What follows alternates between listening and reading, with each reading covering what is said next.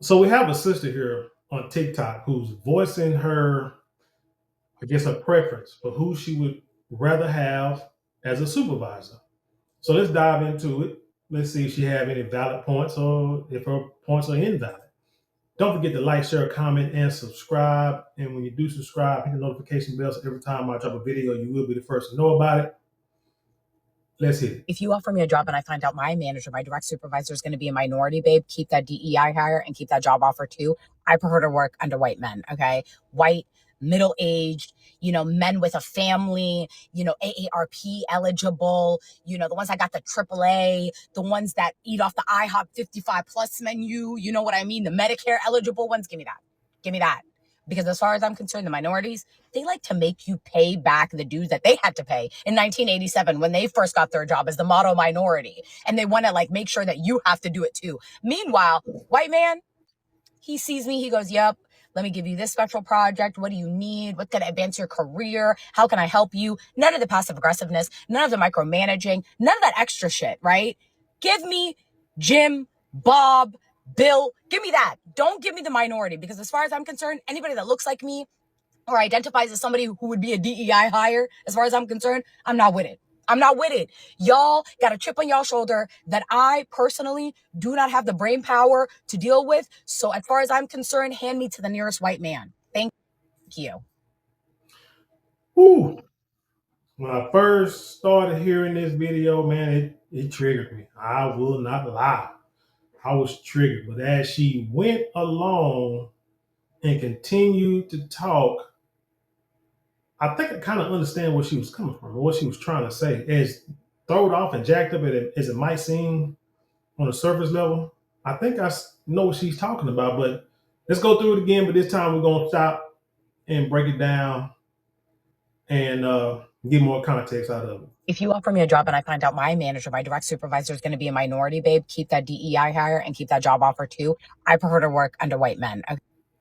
So she calls it a DEI hire just because I guess, if you're a black supervisor, it's a DEI hire. Well, I've worked under, I've worked under supervisors that were black, supervisors that was white, uh, Asian. I've worked under a few of them, and let me think. The ones, I worked under all of them, and I'll say this. Let's say this. Most of the time, let's go back to when I worked at the grocery store in high school. I go back to that. Those supervisors, I mean, we were kids, so the supervisors, grown men, and they 40s, 50s, whatever. You know what I'm saying? Being supervised on the floor. They wasn't trying to play around. They wasn't trying to be your friend, being high kiki. They just, you know what I'm saying? They were just bosses. And they treated you like, you worked and they was bosses and everything. They was cool. Don't get me wrong. They was cool and everything, but they weren't trying to demand too much out of you, and they wasn't being lackadaisical and letting you just get away with anything. You know what I'm saying? It was just a simple job, making simple money. This, that, and the third. Uh, I worked for white men at the warehouse. Now I had one supervisor. This guy tried to, from what a friend of mine said I used to work with. He said, "Man, supervisor tried to fire you for the last 10 years, but he couldn't because you came to work every day and you did your job." But see, the thing is, they wanted me to go above and beyond the call of duty, right? And I wouldn't do that. Well, backstory: when I first started the job, I guess I was like 19, and worked in a warehouse. And when you get hired, the first thing they tell you, you meet these quotas, you surpass these quotas, it looks good on your resume. I'm like, okay. So I go in there and I'm busting my tail, pulling orders, flying around the building. Everybody looking at me like I'm crazy.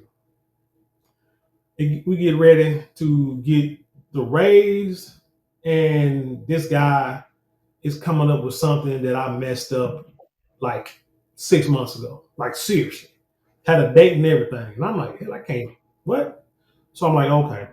All right. So all you gotta do is tell me once. What they say, believe a person when they tell you who they are the first time. I said, okay. So when he did that, everything was fine. Everything was average. Let him tell it. But I'm like, I know I'm doing better than these folks.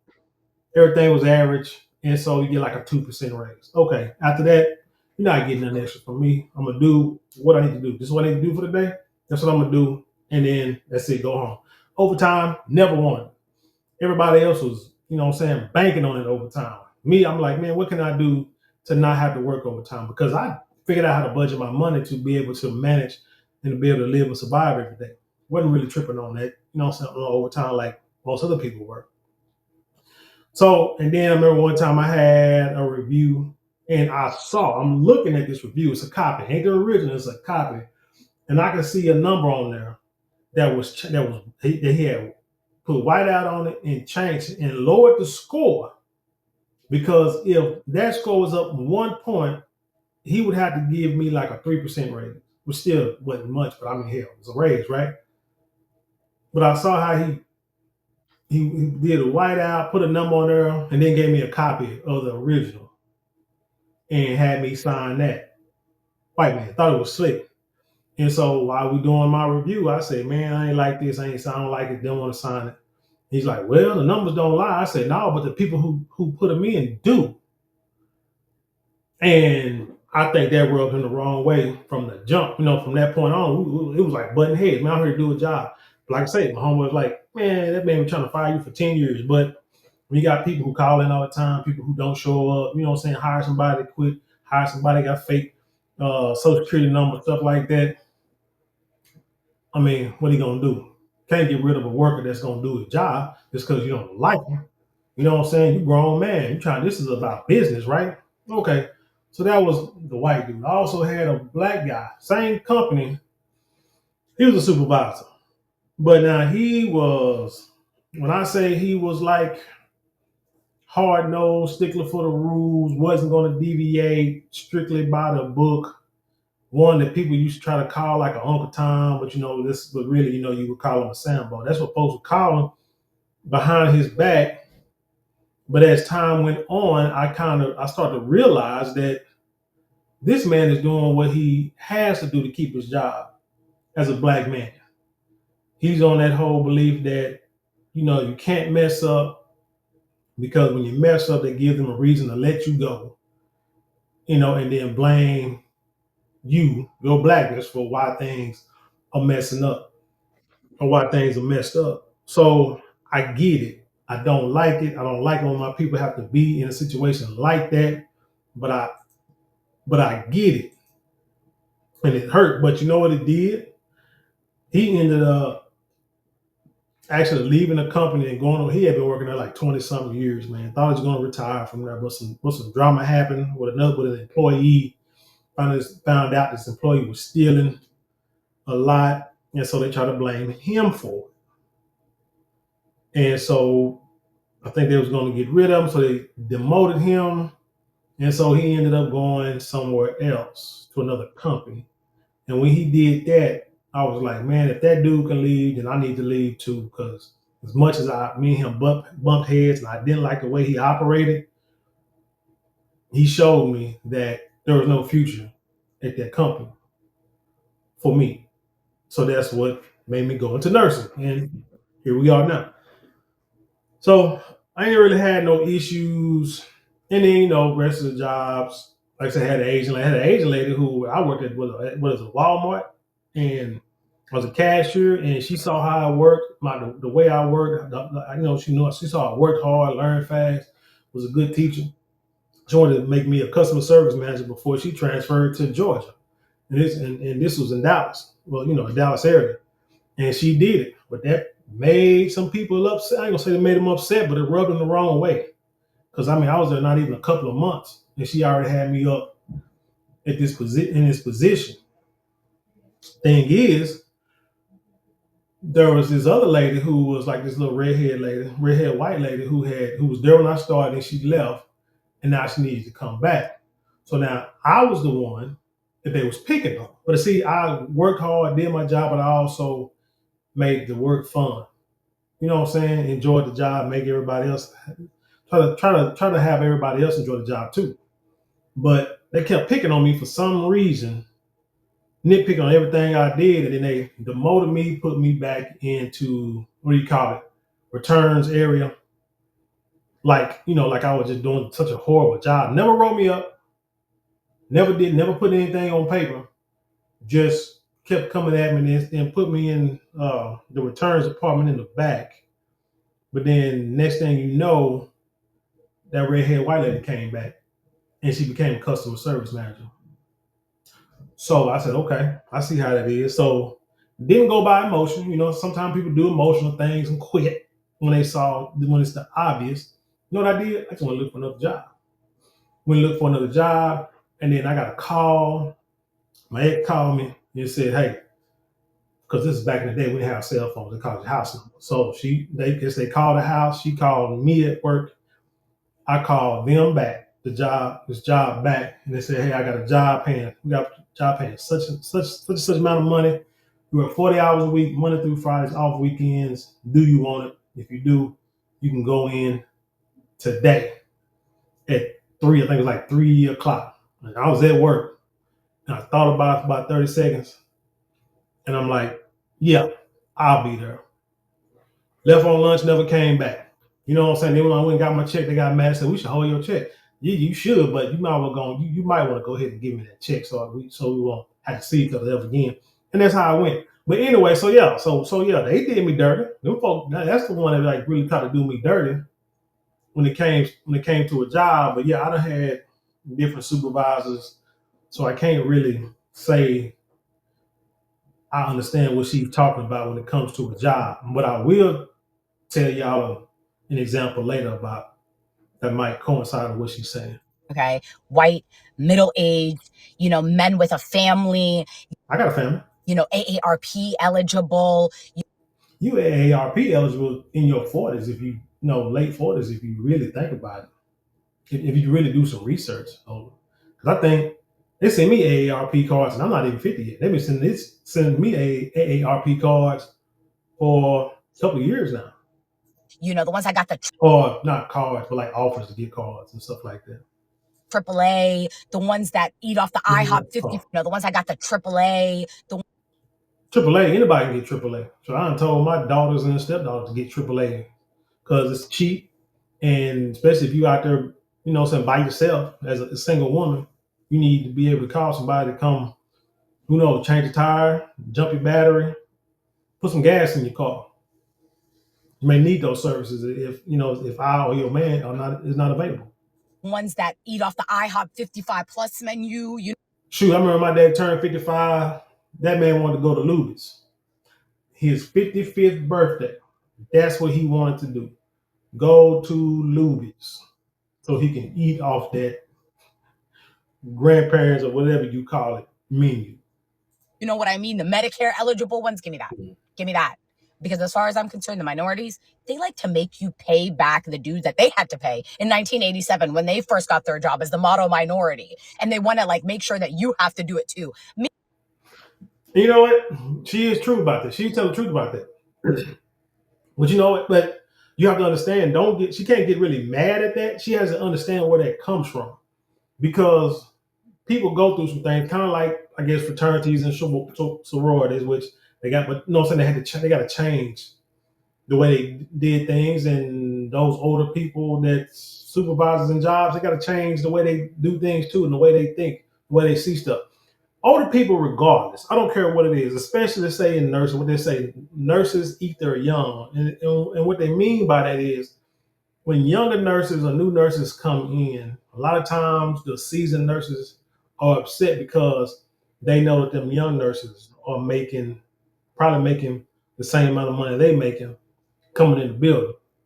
Which I mean, that's any business, but we just know that's what the nurse know. We just know that's what nurses know. Well, I know that's how nurses see it. See, but I came into the nursing game a little late, and so I knew from the jump, and this is what I tell other people: maximize your earning potential. You go in, work somewhere for a couple of years. The place you work is not going to hire, and it's not going to pay you a lot of money when you get them raises. But you go to another company, they're going to pay. They're going to pay you more. You go to do that for a couple more years, find another company, say, "Hey, this is what I, I'm looking for another job." They're gonna make you a better offer. Come back and say, hey, this is what they offer me. Can you give it to me? They're like, no, nah, okay, well I'm out. You know what I'm saying? And you maximize and you do that until you figure out where you want to be. Now there are some places that you can't really do that at, like working for the VA or for like Parkland Hospital out there in Dallas. You get on there, you better stay on there if that's what you want to do because they got. I know the VA got great benefits. So you want to stay there for the best, especially if you get there young. If you can get there when you're young, you know what I'm saying. You can make, like I said, you make good money and have great benefits with jobs like that. But other little private sector jobs, yeah, you can move around, nursing homes, hospitals, clinics, stuff like that. Make more money and then figure out where you want to go and where you want to stay, and then try to go back there. You know what I'm saying? Ride your time out. Maybe even go back to school, get your office job, make more money, stuff like that. Meanwhile, white man, he sees me, he goes, yep, let me give you this special project. What do you need? What's going to advance your career? How can I help you? None of the passive aggressiveness, none of the micromanaging, none of that extra shit, right? Give me Jim, Bob, Bill, give me that. Don't give me the minority, because as far as I'm concerned, anybody that looks like me or identifies as somebody who would be a DEI hire, as far as I'm concerned, I'm not with it. Like I said, DEI, I hate that because we wasn't DEI hires back in the day. You just had the skills. Even I mean, that's what you supposedly got hired for. But again, everybody has been put on. Any race, any creed, any ethnicity, any gender, everybody's been put on by somebody. So that DEI, man, that's just how they focus on one group and try to make it seem bad that you're doing it, but yet everybody does it. I'm not with it. Y'all got a chip on y'all shoulder that I personally do not have the brain power to deal with. So as far as I'm concerned, hand me to the nearest white man. And she talking about DEI. She putting together two things that don't match because you can't say somebody got a chip on their shoulder and then turn around and call them a DEI hire. Those are two different people. DEI hires are people who got put on because of, like I said, the color of their skin, right? Or the color or their minority, right? Not because they can do the job better, just because of who they are. But talk about those that got a chip on their shoulder. Those are the ones who will let you know the hoops they had to go through to get the job or the position that they got. And it's like they want to make sure, not necessarily that you have to go through them same things, but they cut you no slack as a black person because they're like, look, this is how they look at you. You're gonna have to be this good. You can't make the same mistakes as they make. You can't do the same thing that they do. This is their world. They run it. And they put you in the door. You get in. You learn what you can. You maximize your money. You maximize your potentials. You do the special projects. You know what I'm saying? You go to the meetings. You be on time. You do the work. You don't turn things in late. You stay overtime. When they call, you jump. All this kind of stuff is what they'll tell you because you say no to one thing, then they will find a reason to let you go. So the brothers and sisters in those positions will put you through that. A lot of times they will, and then too they may feel threatened by your job. They may feel threatened by you because it's only maybe one or two black folk in the company. Here you coming to take their job. So yeah, they may, what I'm saying, they may do some things, try to sabotage you too. But I've seen people of other races do the same thing. It's just that you notice it more and you feel some type of way more when it's your own people. It just don't feel right. Last example, I had an instructor. Will I say she was a great instructor? I don't know. Black lady, older black lady. She was a nurse. She was a nursing instructor at one of the schools I went to. I told you I went to nursing school. I think I had to repeat the program. I want to say not really three times, but one time I know I had to repeat it. The next time I went into it and was about to repeat it, it was because of the way they changed the grading system in the middle of the semester, and it jacked a lot of people up, including myself. So you have to like protest it and things. And I won my protest and was able to get back, able to continue the program the following semester. So I actually had to wait a semester because I protested like a day too late, but they accepted it. Maybe because I was black, heterosexual, young black male. I don't know, but they accepted it, and so I was able to get in not that semester, but the following semester. But anyway, this lady, she was hard on the bro. I mean, hard. I mean, I'm trying to figure this out. Now, I said, I put the blame on myself on the work that I put in because she was like, it seems to be a disconnect between, with you, like you not figuring it out. I'm like, what the heck are you talking about? I didn't get it. You know what I'm saying?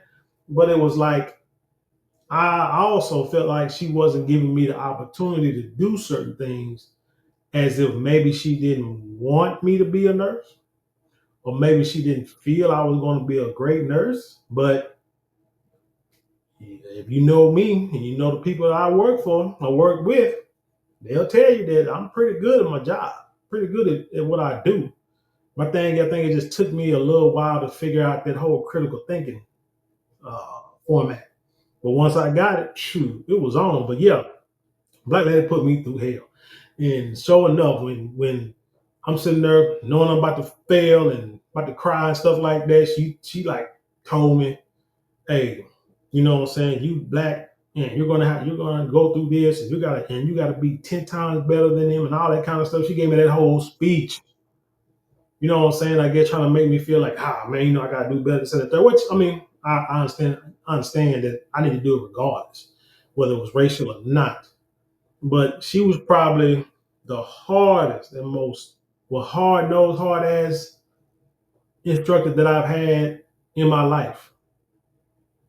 In my life. Hell, I even had a black instructor lady in junior high who was like on me like that too. Same thing. But it's like, I guess they see the potential in you and they want you to do better.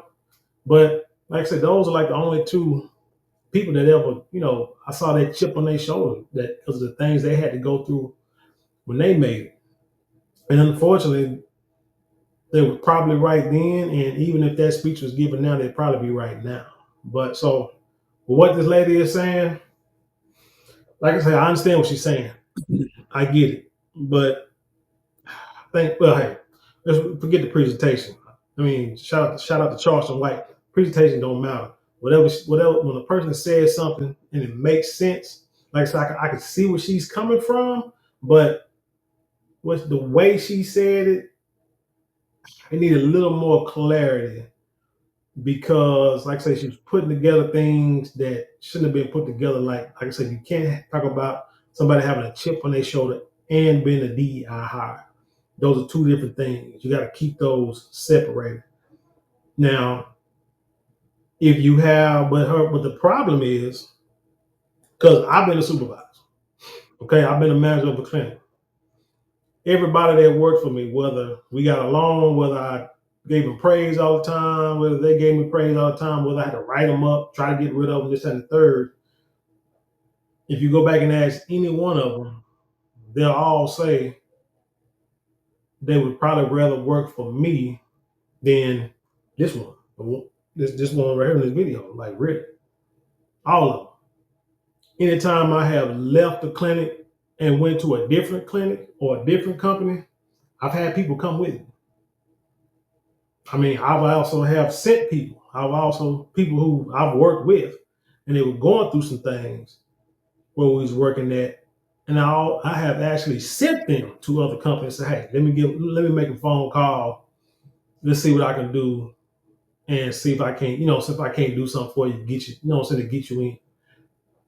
And and I put recommendations. People, what I'm saying, I say like this, my name carries weight in certain circles of nursing that I've worked with.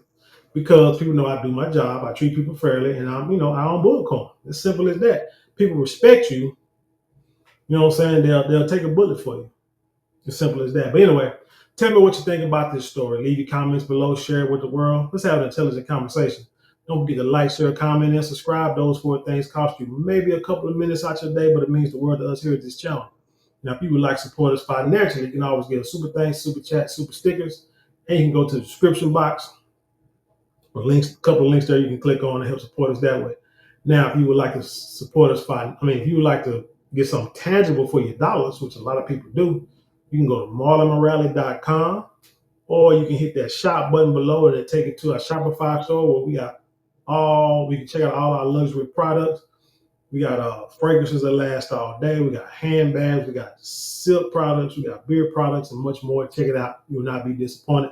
With that being said, I'll leave you in peace, and I'll see you on the other side.